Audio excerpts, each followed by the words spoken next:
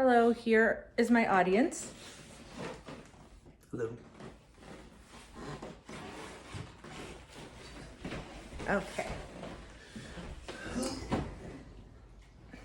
Hi, everyone. So today I'm going to present to you some information I found on an interesting article I came across on Fast Company about current and possibly future changes in the U.S. in a work environment.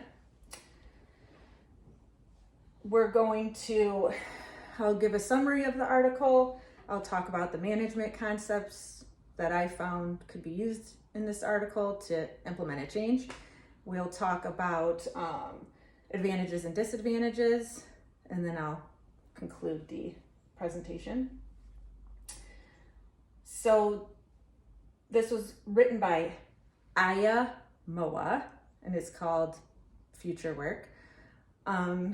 So what it's basically about is creating boundaries between your work environment, your work life, and your personal life, meaning creating a policy for your company to cut off any contact, work-related, after work hours, if you're out on leave, if you're on PTO time, just making sure they know not to communicate with you work-related during those times. Not creating that boundary creates stress, lots of stress on employees, potential anxiety, which also leads to depression. So it affects your mental health, creates a lot of employee burnout. According to a survey by Jitnix, 43% of the respondents from the survey admitted to having lots of work stress and anxiety and burnout.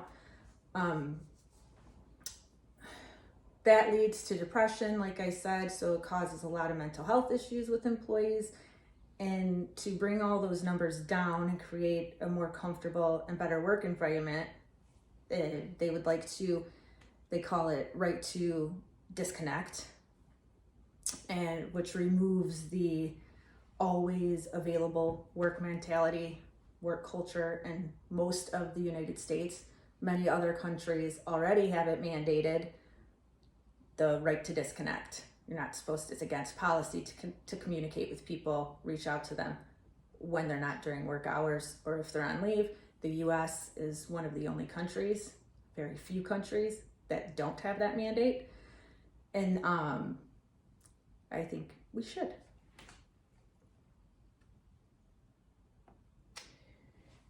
And now I'll talk about the management concepts I learned during this course and how I found them, parts of them in this article.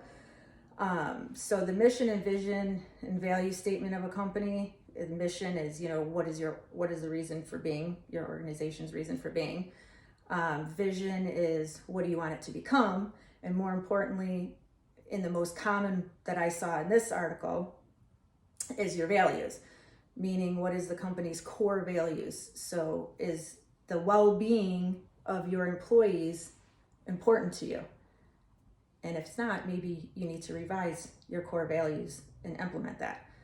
And we also learned about organizational development, which is also known as change management, which is what would have to take place to change the work culture if you don't have this mandated in your company.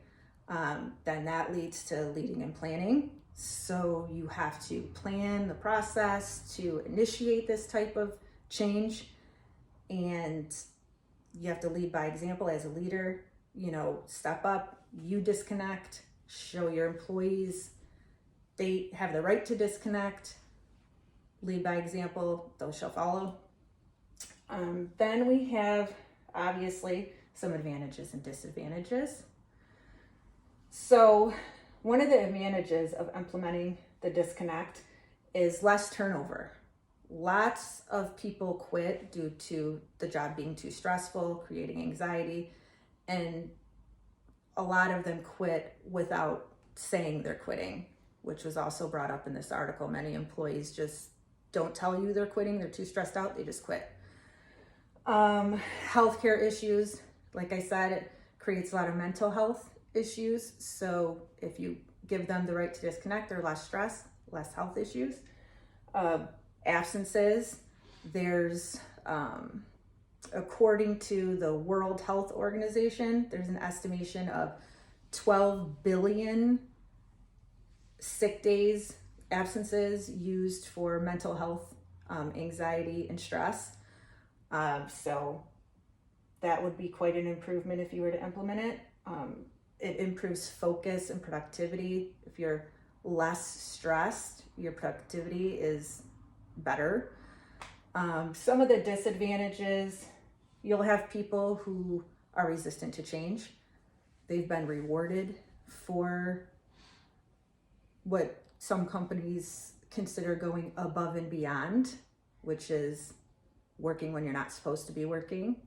So you would have to, next step, restructuring a reward system. You would have to stop rewarding that type of behavior and rewarding those who disconnect and get the same amount of work done during work hours without having to do it after.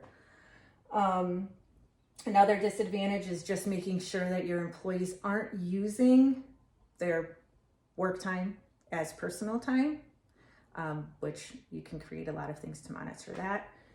And then I'll conclude with saying, in the economy, economy estimation pay for loss of productivity currently is $1 trillion.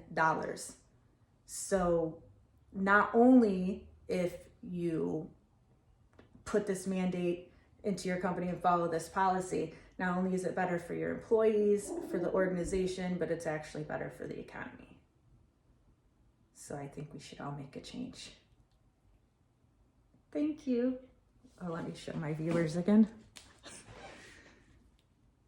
Thanks.